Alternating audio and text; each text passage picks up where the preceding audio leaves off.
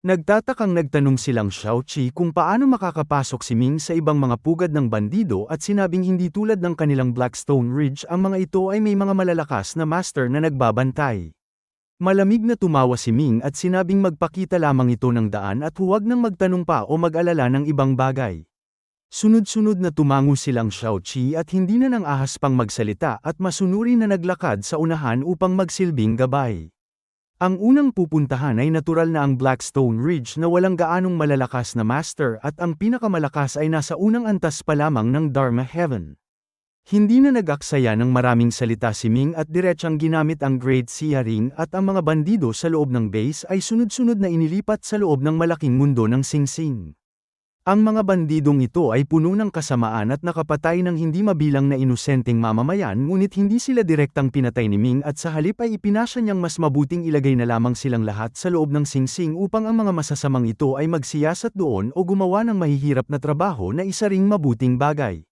Bilang mahistrado ay natural na kailangang alisin ni Ming ang mga bandidong ito na pumipinsala sa mga mamamayan at sa ngayon ay hindi pa niya ipinapakita ang kanyang tunay na pagkakakilanlan kaya mas maginhawa siyang kumilos. Sa tulong ng tatlong nakatagong bantay na nasa Longevity Realm ay wala pang isang buwan ay nalinis na niya ang 72 base at wala ni isa sa mga ito ang may master na nasa Longevity Realm at dapat malaman na isang county lamang ito at ang pagkakaroon ng isang Dharma Heaven na tao ay maituturing ng mabuti at lalo na ang isang Longevity Realm na master.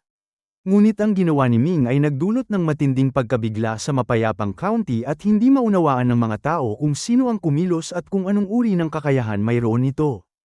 Ang 72 base sa 3 altar 6 na kuweba at 72 base ay nalinis na at ang mga bandido ay nawala ng walang bakas at hindi malaman kung sila ay buhay o patay at ito ay nagdulot ng matinding pakiramdam ng panganib sa 6 na kuweba at 3 altar. Ang tinatawag na 3 altar ay tumutukoy sa 3 ritual god na sumasakop sa silangan timog at kanluran ng mapayapang county at ang bawat isa ay kumokontrol sa buhay at kamatayan ng ilang daang milyong mamamayan. Ayon sa Loika ay taon-taon nag-aalay ang mga mamamayan at bilang ritual god ay dapat nilang protektahan ang kapayapaan ng lugar ngunit ang totoong sitwasyon ay ang 3 ritual god ay mas masasamang bagay kaysa sa 6 na kuweba at 72 base. Hindi lamang sila kumakain ng tao kundi bawat taon ay kailangan nilang kumain ng napakaraming tao at kung ayaw ng mga mamamayan na patayin sila ay dapat silang mag-alay ng maraming buhay na tao taon-taon upang maging pagkain ng mga ito. Ang 6 na kuweba naman ay ang 6 na masasamang puwersa na lumaki sa ilalim ng kontrol ng 3 ritual god at ang mga nalinis na 72 base ay karamihang kontrolado ng 6 na kuweba. Kaya hindi nagtagal ay naunawaan ni Ming na ang tunay na salot sa mapayapang county ay ang 3 ritual god. Hindi niya maunawaan kung bakit hinahayaan ng korte ang mga masasamang nilalang na ito hanggang ngayon. Sa isang maliit na nayon sa timog ng mapayapang county na may mahigit 300 sambahayan at isa sa mas malalaking nayon sa loob ng 100 milya nang dumaan si Ming ay nakita niya ang 10 babae na nakatali sa mga kawayan at binubuhat ng malalakas na kalalakihan patungo sa bundok. Ang mga babae ay lahat sila ay may puting tela na nakabara sa kanilang mga bibig at hindi makagawa ng anumang tunog ngunit ang bawat isa ay may mga luhang namumuo sa kanilang mga mata at walang pag-asang nakatingin sa kanilang pinakamalapit at pinakapamilyar na mga nakatatanda sa nayon. Ito ay isang mahabang pila at sa dulo nito ay isang grupo ng mga matatanda na patuloy na umiiyak at ang ilang babae ay hinimatay sa labis na pag-iyak at walang malay at may ilan pang buong lakas na gustong sumugod sa unahan ngunit pinipigilan ng pinakamalakas na kalalakihan sa nayon. Pinagmasdan nito ni Ming mula sa malayo at kumunat ang kanyang noo at nagtaka kung ano ang ginagawa ng mga taong ito at ang layunin niya sa pagpunta rito ay upang hanapin ng isa sa 6 na kuweba ang Blood Spirit Cave ngunit hindi niya inaasahang makakasaksi ng ganitong pangyayari. Matapos mag-isip ng ilang sandali ay lumitaw siya sa unahan ng pila at tumayo sa gitna ng makitid na daan. Ang nasa unahan ay isang matandang lalaki na may dalang tubo ng tabako na kasuot ng makulay na balabal at ang kanyang buhok ay tuyo at mahaba na parang pinatuyong damo at ang kanyang mukha ay puno ng mga kulubat. Mahigpit niyang tiningnan si Ming at nagtanong kung bakit sila hinaharang nito. Nagtanong si Ming kung saan nila dadalhin ang mga tao na ito at mariing suminghal ang matanda at sinabing huwag makialam sa hindi nito gawain at sila ay nagmamadali at walang oras na makipag-usap at pinaalis ito. Masamang tumawa si Ming at sinabing paano kung hindi siya umalis. Ikinaway ng matanda ang kanyang kamay at ilang malalakas na lalaki ang lumapit kay Ming at ang mga ito ay halos nasa antas lamang ng martial warrior ngunit paano sila makakalaban kay Ming at siya ay tumapak lamang at ang kanyang lakas ay lumabas mula sa lupa at ang ilang malalakas na lalaki ay agad na bumagsak at ang kanilang mga paa at kamay ay nanghina at hindi makagalaw.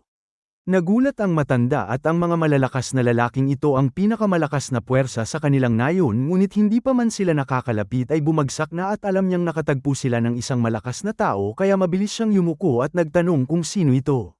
Sumagot si Ming na hindi na nito kailangang malaman kung sino siya at sagutin lamang ang kanyang tanong. Bumuntong hininga ang pinuno ng nayon at sinabing ang mga tao na ito ay pinili ng kanilang mga taga-nayon upang dalhin sa worship platform. Nagtanong si Ming kung ano ang worship platform at ipinaliwanag ng pinuno ng nayon na ito ang lugar kung saan sila nag-aalay sa ritual god at hindi lamang ang kanilang nayon kundi ang mga nayon at lungsod sa loob ng 10,000 milya ay dapat mag-alay ng mga tao na lalaki at babae sa ritual god dahil kung hindi ay magpapadala ang ritual god ng mga sakuna na hindi nila kayang tiisin. Agad na naunawaan ni Ming na ang ritual god ay isang uri ng masamang espiritu na mahilig kumain ng buhay na tao at ito ang dahilan kung bakit pinagbabantaan nito ang mga tao sa paligid na mag-alay ng mga tao na lalaki at babae at isang matinding galit ang umapoy sa kanyang dibdib at nagtanong siya kung ano ang pangalan ng ritual god na ito. Sumagot ang pinuno ng nayon na tinatawag nila itong Heavenly Eye God at nagmakaawa ito na huwag silang pigilan dahil kung maantala ang oras ay hindi nila ito kakayanin at tiyak na mapaparusahan sila. Nagtanong muli si Ming kung saan matatagpuan ang worship platform at hindi na niya sila hinarang pa at sa halip ay pumaitaas at lumipad patungo roon. Ang worship platform ay nasa 100 milya ang layo at ito ay dating isang bundok na pinatag ng isang malakas na nilalang at ngayon ay isa na itong malaking plataporma na may lawak na ilang milya. Sa sandaling ito ay mula sa lahat ng direksyon ay may mga taong papalapit dito at lahat sila ay may dalang mga tao na lalaki at babae at ang plataporma ay puno na ng mga tao na hindi bababa sa 10,000 at sila ay nasa ilalim ng nakakapasong araw at ang ilan ay hinimatay na at ang iba ay namatay na ngunit walang sino man ang nagmamalasakit sa kanila.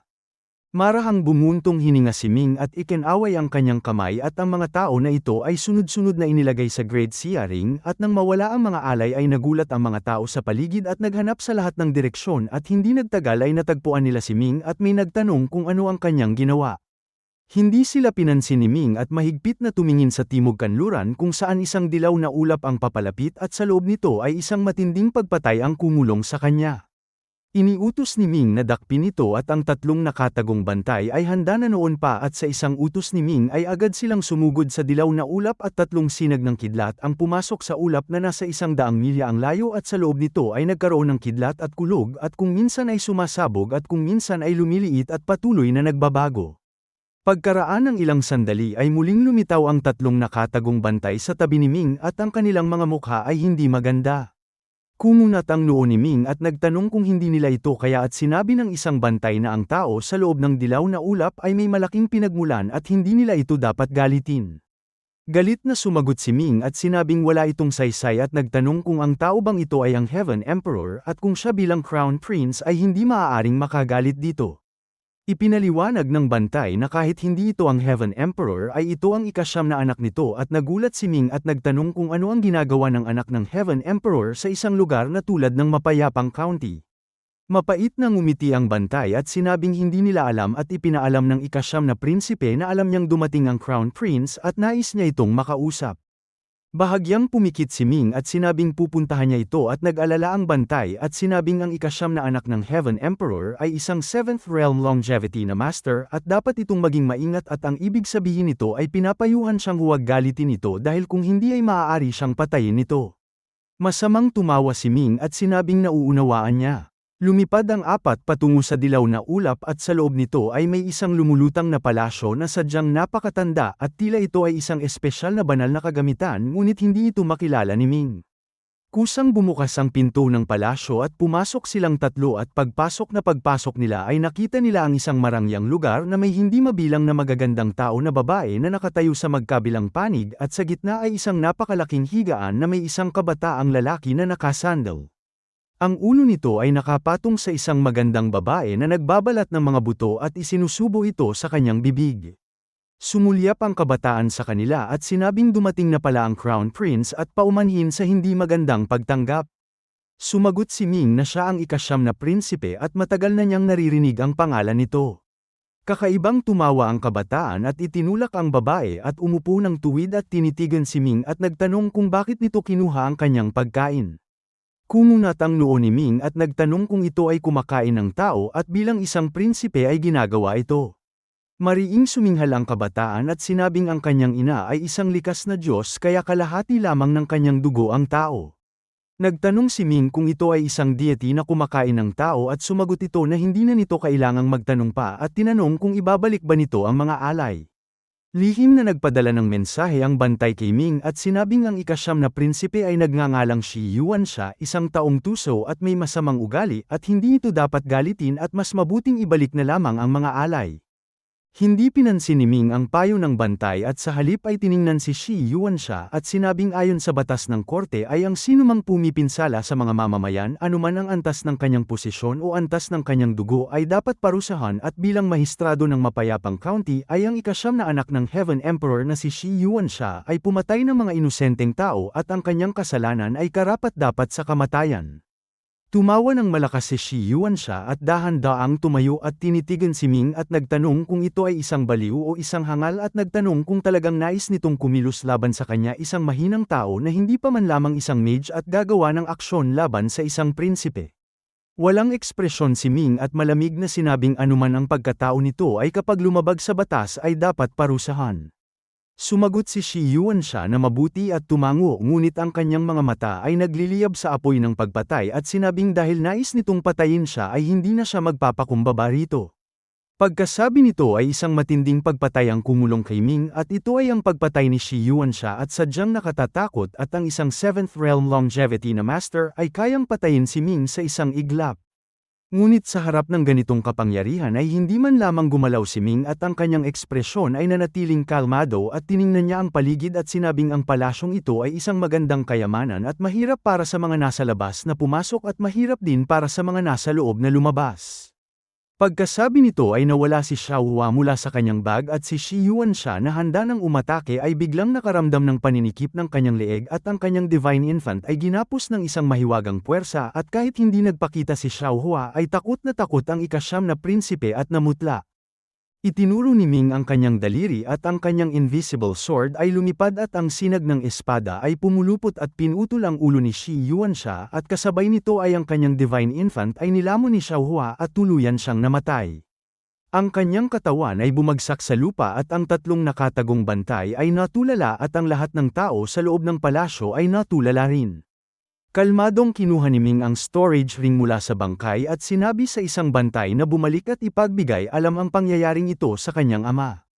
Ang bantay ay sumunod sa utos at umalis at sinabi naman ni Ming sa 2 pang bantay na tulungan siyang i-refine ang palasyong ito. Nakabawi ang 2 bantay at sinabi ng isa na ang bagay na ito ay isang 9-star flying palace, isang makapangyarihang sandata at isang mobile fortress na gawa ng sibilisasyong pandigma. Nagtanong si Ming kung paano ito kumpara sa 9-star na barko at sumagot ang bantay na ito ay bahagyang mas malakas at natural na mas mahal din. Nagtanong si Ming kung paano ito kontrolin at ipinaliwanag ng bantay na ang 9-star flying palace ay may napakataas na antas na formation at ang mga tagalabas ay walang karapatang kontrolin ito maliban na lamang kung ang may-ari mismo ang naroroon. Sumagot si Ming na hindi naman tiyak ito at hindi siya sumang-ayon at agad siyang nakipag-ugnayan kay Ma Xianchao sa pamamagitan ng kanyang message talisman.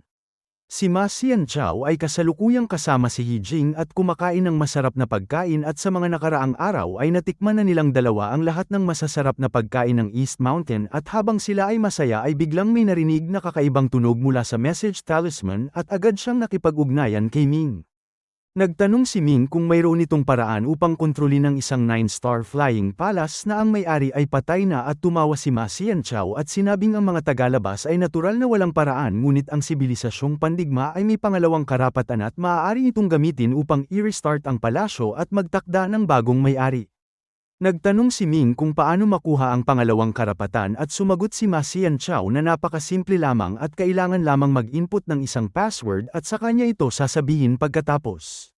Matapos putulin ang kanilang pag-uusap ay agad na nagulat si Ma Xianchao sa itaas at hindi nagtagal ay nakuha niya ang password at sinabi ito kay Ming.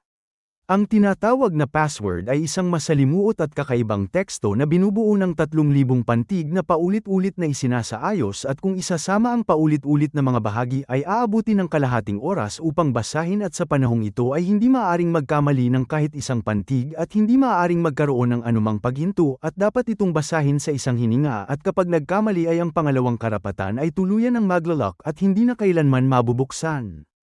Sa kabutihang palad ay sapat ang memorya ni Ming at hindi mahirap para sa kanya na matandaan ang password. Sa gitna ng palasyo ay may isang gintong pinto na mahigpit na nakasara at ang dalawang natitirang bantay ay hindi na naghintay ng utos ni Ming at hinawakan ang magkabilang panig ng pinto at sabay na gumamit ng lakas at sumigaw na buksan ito at ang napakabigat na pinto ay dahan-daang bumukas at mula sa loob nito ay lumabas ang isang malabong luntiang liwanag.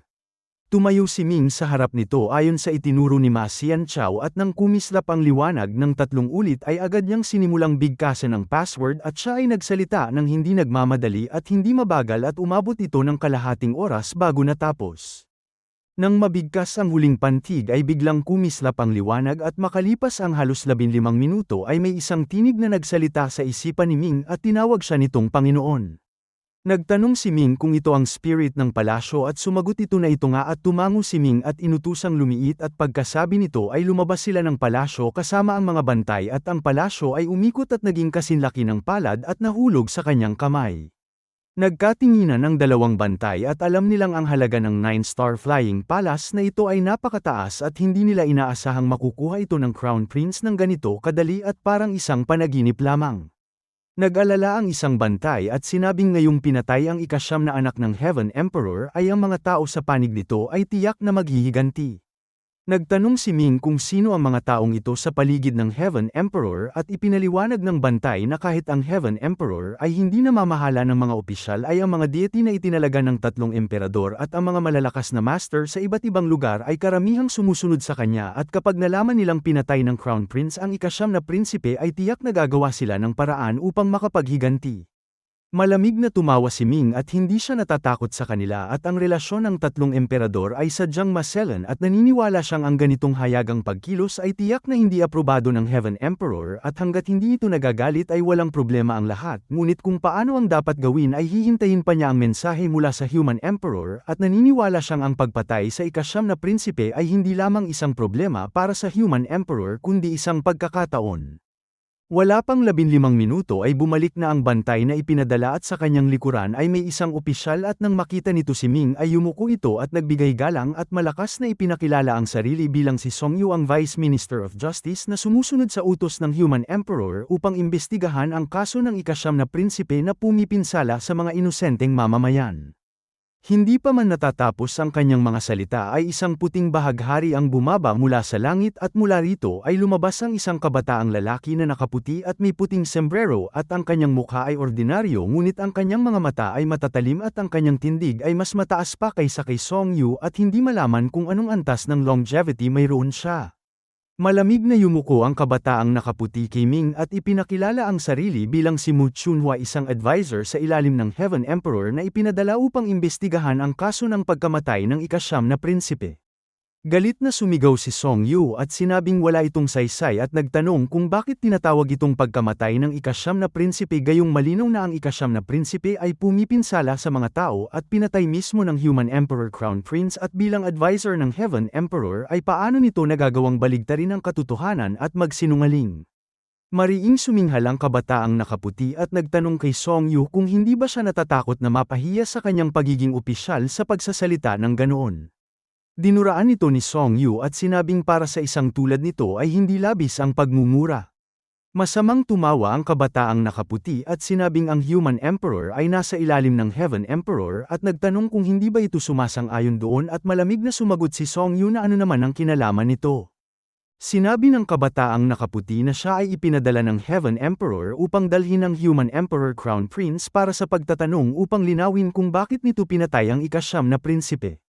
Isang tinig ang sumagot at nagtanong kung may karapatan ba itong dalhin ang Crown Prince at sa sandaling ito ay biglang napunit ang kalawakan at isang malaking lalaki na may dalang malaking palakol sa kanyang likod ay lumabas mula sa maitim na biyak ng espasyo at ang kanyang tindig ay sadyang napakalakas at dinurog niya sina Song Yu at Mu Chunhua. Namutla si Mu Chunhua at malamig na tinawag ang pangalan ng dumating si Kunlun. Ang general ay malalim na yumuko kay Ming at ipinakilala ang sarili bilang si Kunlun, isang general na nagbibigay galang sa Crown Prince. Narinig na ito ni Ming mula kay Shanglong at sinabing may 8 mataas na general ang Human Emperor at isa sa kanila ay si General Kunlun, isang 8th realm longevity na may pambihirang kakayahan, at sa 8 general ay siya ang pinakamalakas sa pagpatay, pinakamarami ang nagawa sa digmaan at pinakasikat, at ang pinakamahalaga ay siya ay lubos na tapat sa Human Emperor.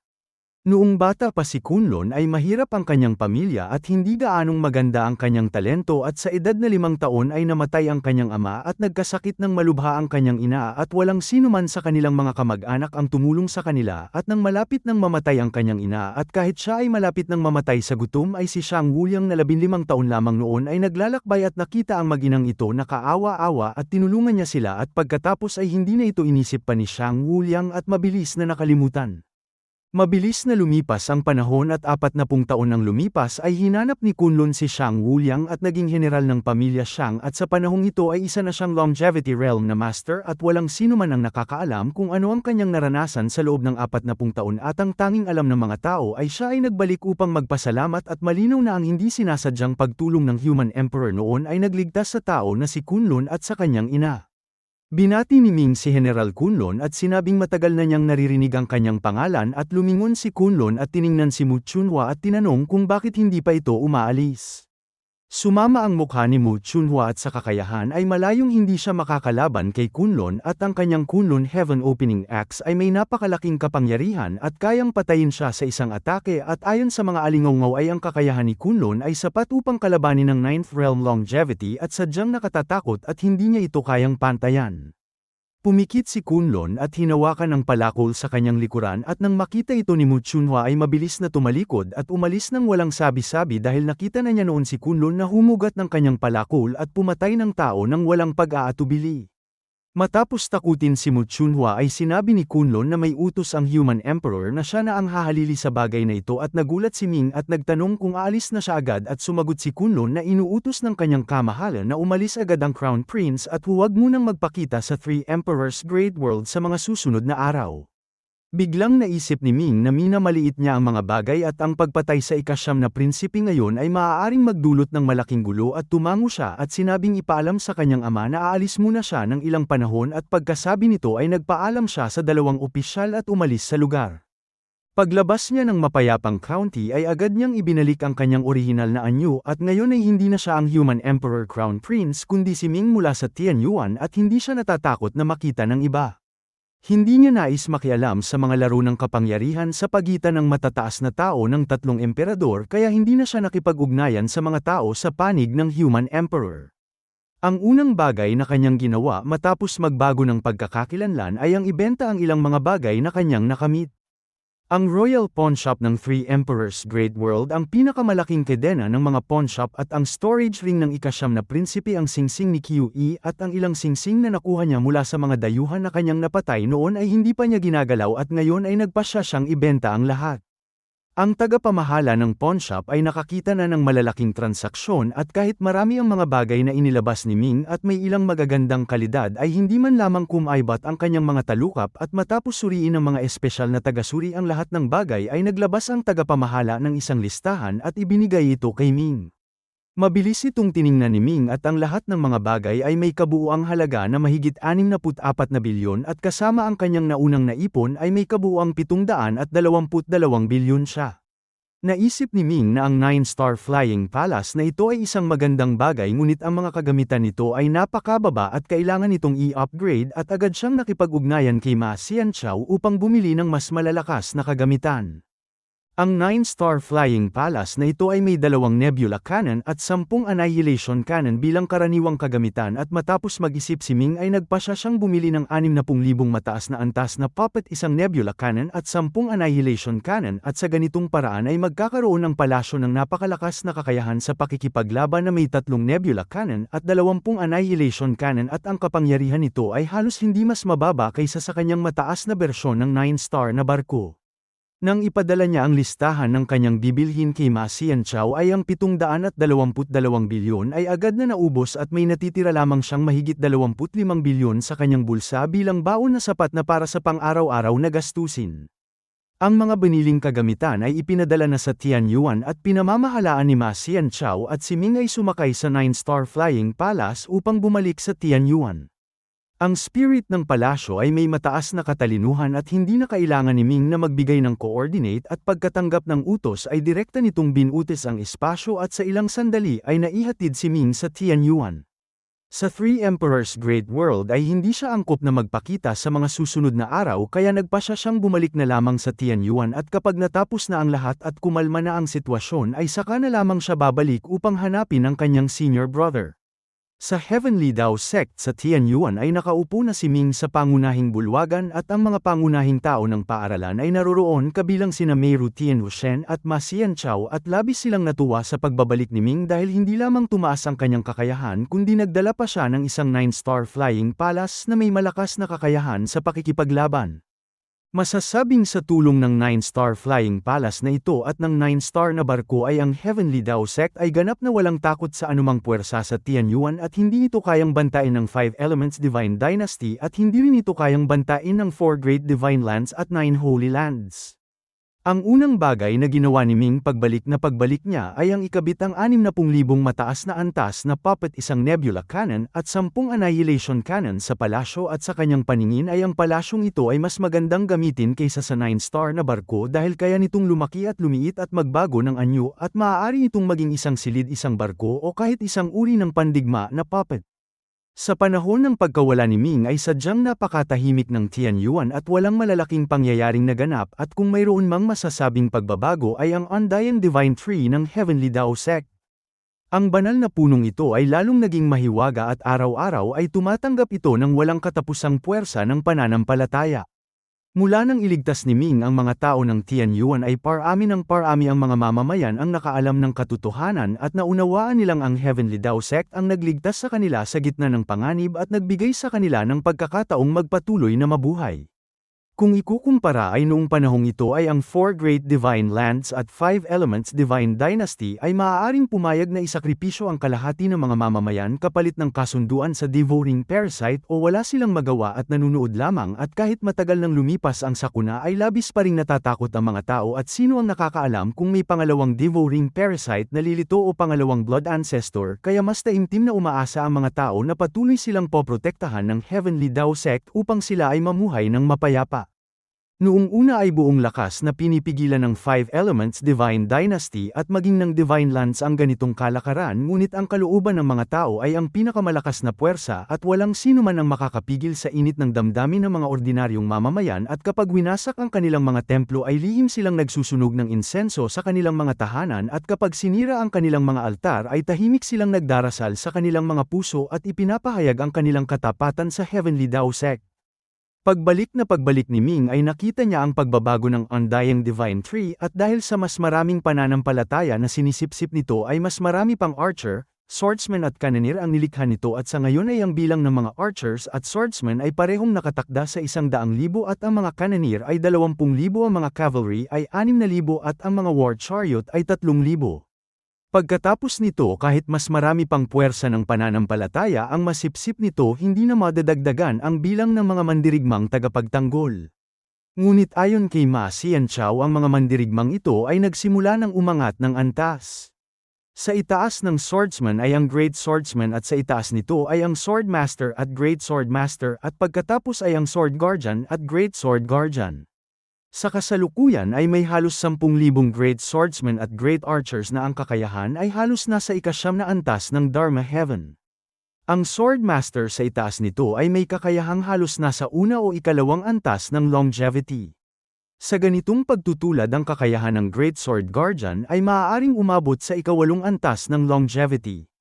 Sa hinaharap ay patuloy na aangat ang mga mandirigmang tagapagtanggol na ito at patuloy na lalakas ang Undying Divine Tree.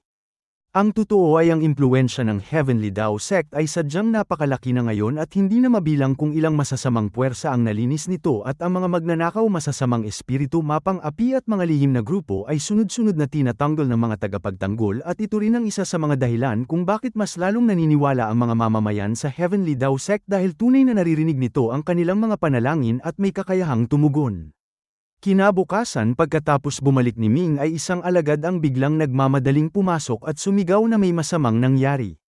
Kumunat ang noo ni Ming at sinaway ito at nagtanong kung bakit ito natataranta at huminga ng malalim ang alagad at sinabing ang undying divine tree ay nagkasakit at ang lahat ng mga dahon nito ay nanlambot at mukhang walang sigla.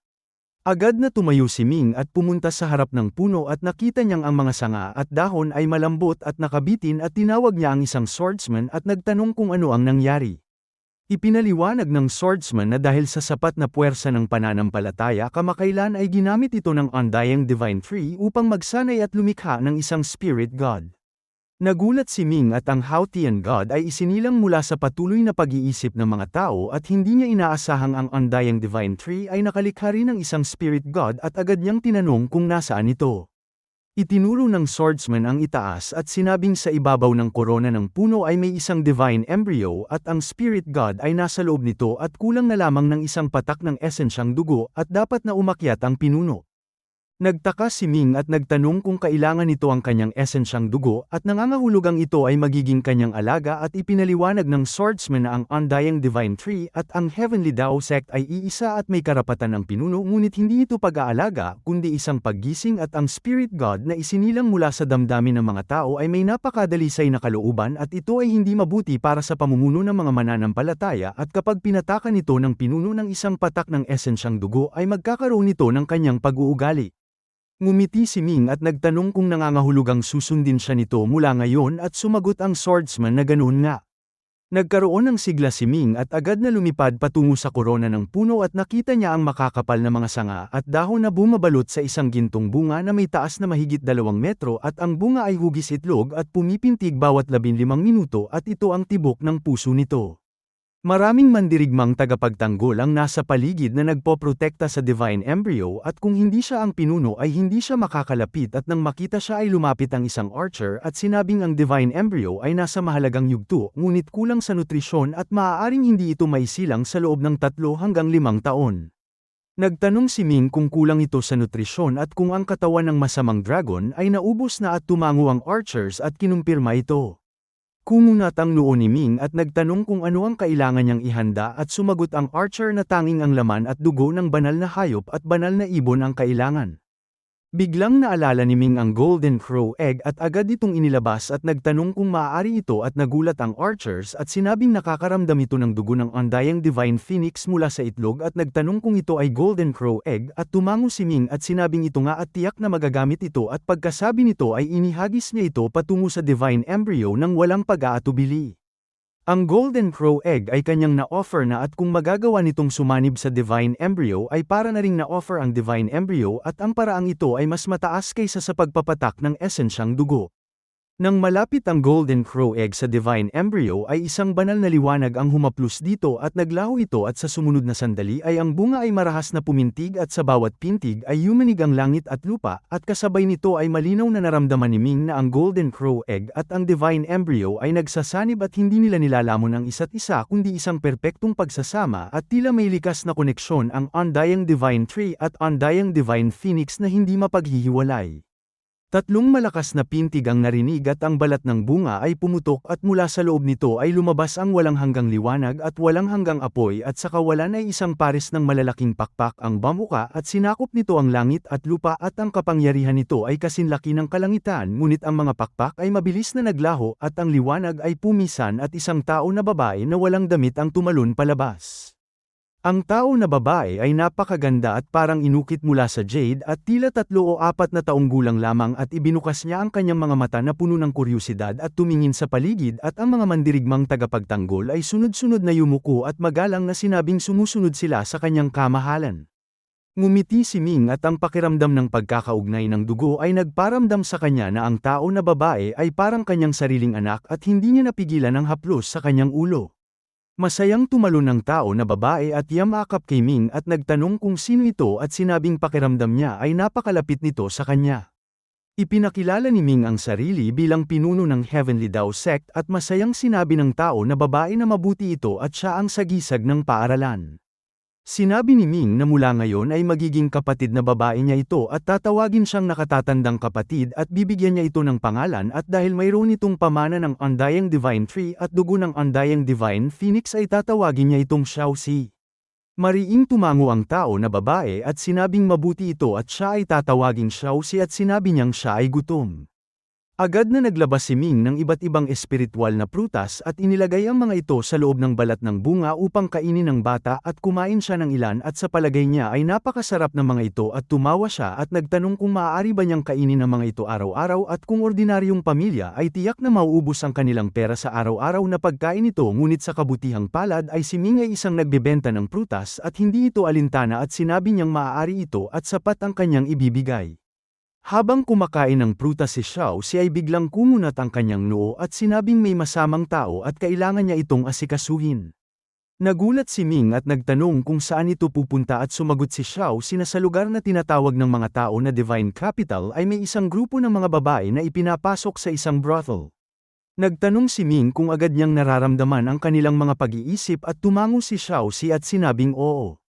Sinabi ni Ming na ang Tianyuan ay may mahigit 100 trilyong tao at kung ang bawat isa ay may damdaming ipinapahayag ay tiyak na sasakit ang kanyang ulo at sumagot si Xiaoxi na sa panahong ito ay mas tataas pa ang kanyang kakayahan at hindi na ito magiging problema at maaari siyang magsanay ng ilang calculation formation.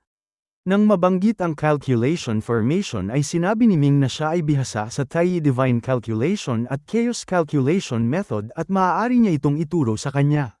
Nagkaroon ng interes si Xiaoxi at nagtanong kung mayroon nito at sinabing napakabuti nito at nais niyang matutunan ito ngayon at ang bagay sa brothel ay hindi naman minamadali. Agad na itinuro ni Ming ang Chaos Calculation Method at Tai Divine Calculation nang walang itinatago at isang hindi kapani-paniwalang bagay ang nangyari. Matapos marinig ni Xiaoxi ang mga ito ng isang beses lamang ay biglang may isang liwanag ang kumislap sa kanyang katawan at sinabi niyang ang calculation formation na ito ay may pagkakatulad sa kanyang divine core at hindi ito mahirap matutunan. Nagtanong si Ming kung natural na hindi ito mahirap para sa kanya at malamang na sa loob ng ilang taon ay makakamit na niya ito ngunit sumagot si Xiaoxi na hindi na niya kailangan ng ilang taon at natapos na niya ito. Labis na nagulat si Ming at nagtanong kung talagang natapos na niya ito at tumango si Xiaoxi at may kakaibang ekspresyong sinabing napakasimple nito at ang kanyang Tai Divine Calculation ay umabot na sa 9-element calculation formation at ang Chaos Calculation Method ay nasa ikalawang antas na. Muntik nang mapatalon si Ming at nagtanong kung talagang nasa 9-element calculation formation na ito at ang Chaos Calculation Method ay nasa ikalawang antas na at seryosong tumango si Xiaoxi at sinabing sa pamamagitan ng 9-element calculation formation ay nakita niyang ang Chaos Calculation Method ay kaya niyang sanayin hanggang ikatlong antas at ang unang antas ay may 6 na bahagi na sinasanay sa 6 na seksyon at ang ikalawang antas ay may 3 bahagi lamang na sinasanay sa 3 seksyon at ang ikatlong antas ay may 1 bahagi lamang na may isang Chaos Calculation Formation at ito ay may pagkakatugma sa Tai Calculation Formation.